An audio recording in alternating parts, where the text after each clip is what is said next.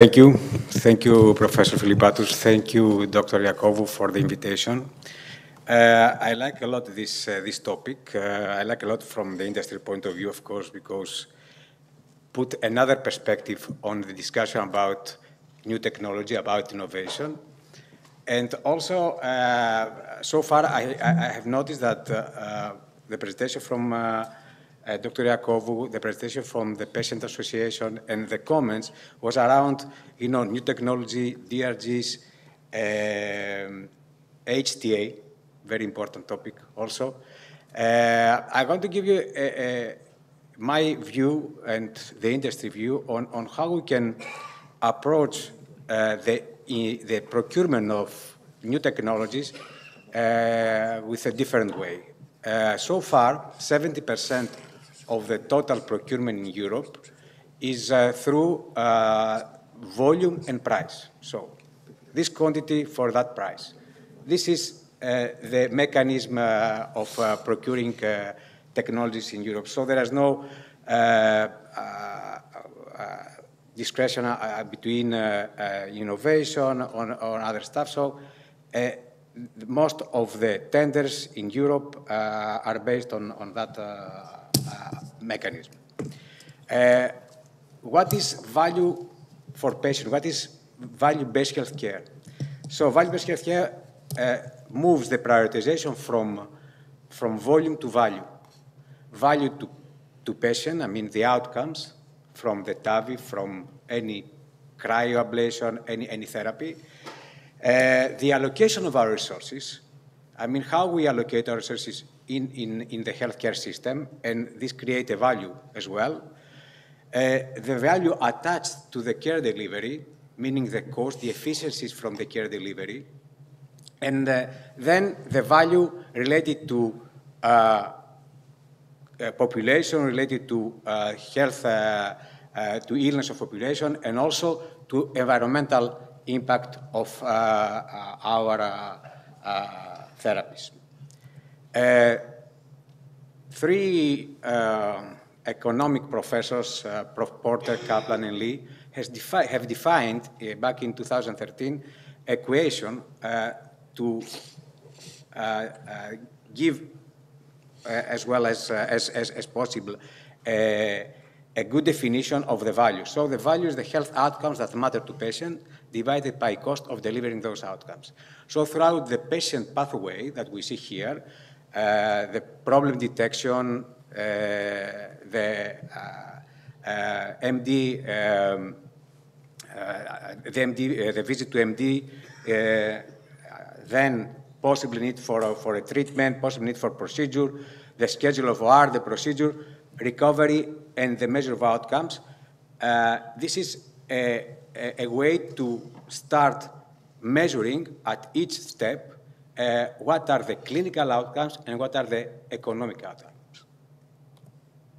So, and in order to create a value-based healthcare system, the three professors defined 4 steps. Organizer of excellence with multidisciplinary teams for patient medical condition. We saw before, and I would like to make a comment, Greece had the lowest TAVI per center, and one of the highest number of centers. So is it, 24 center, is it enough? Is it not enough? We need to think about it. I'm not saying that it is too many, but we need to think about it. Measure and communicate outcomes by medical condition, improve and measure the cost, and then develop payment methods and schemes to compensate providers for treating medical conditions. I'm going to give you an example of this type of value-based healthcare. We have the NOC. NOC is a clinic in the Netherlands. So it is the largest caregiver for morbid obesity in Europe. More than 5,000 surgeries per year, 8 outpatient clinics, and 6 surgical sites. So what is the care cycle in that bariatric clinic? What they have established as the care cycle?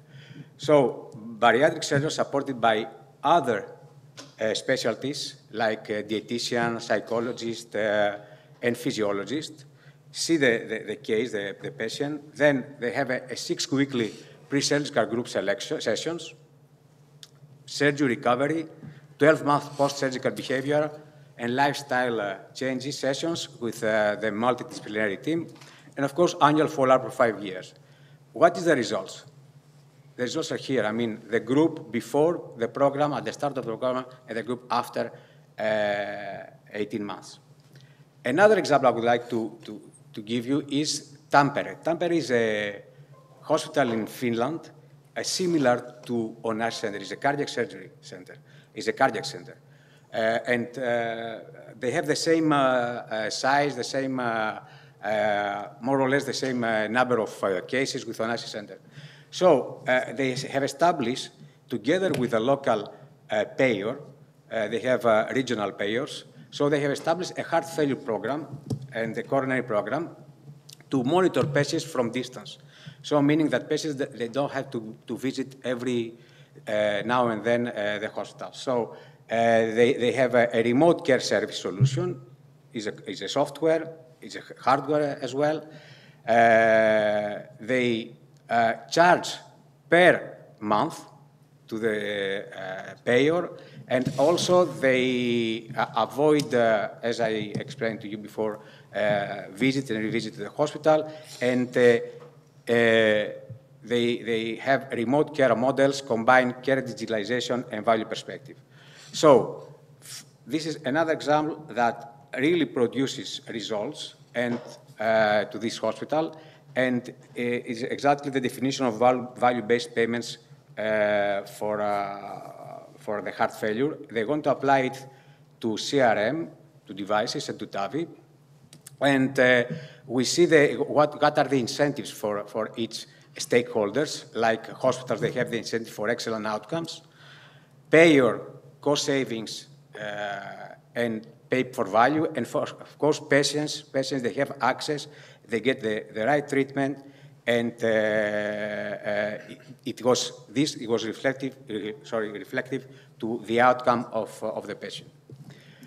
So, what are the steps that we can take in order to move to what we call outcome-based agreements, meaning agreements between either the hospital and the payer or the hospital and the industry? So, first of all, to see if this product is suitable for an outcome-based agreement. Then define what will be the cohort of the patients that will participate in that program, agree on the outcomes, define how outcomes will be measured, determine the outcome benchmark, and then terms of conduct and outcome measures time frame. In this last step, I wanted to add a few more things. We can go with risk-sharing agreement, rebate agreements, have a fixed price at the beginning, then have incentivized price. So there are several different schemes, payment schemes, and schemes that really can help the hospital to, in case that they have the cash flow issues. My last slide is about value-based care in Greece. Lately, we have had several discussions with policymakers like MOH, like AOP, about how we can change the mindset of Greece, because Greece has been through, not without reason, in a difficult financial crisis for the last few years. We had COVID, so the most important part of the discussion was price. Price, what is the price for TAVI, what is the price for stent, every time it was price. I understand that, of course, this is a budget, but how smart, in order to also to resonate with what Professor Dangas said, I mean, play big, play smart. Yes, we can play big with Europe, we can get best practice, but also we can play smart at local level. And smart meaning not focusing only on pricing or budget, but start measuring what we do today. I mean, get data. Data are very important. Collect the data, being able to also to work with data, and with this way, I think we can have better understanding and monitoring of the whole care pathway in Greece. Then, center of excellence with high volume. This is again important. We know we have many centers with small amount of cases, or with not a high amount of cases. This does not help to learn, to practice, to apply new methods like value-based healthcare.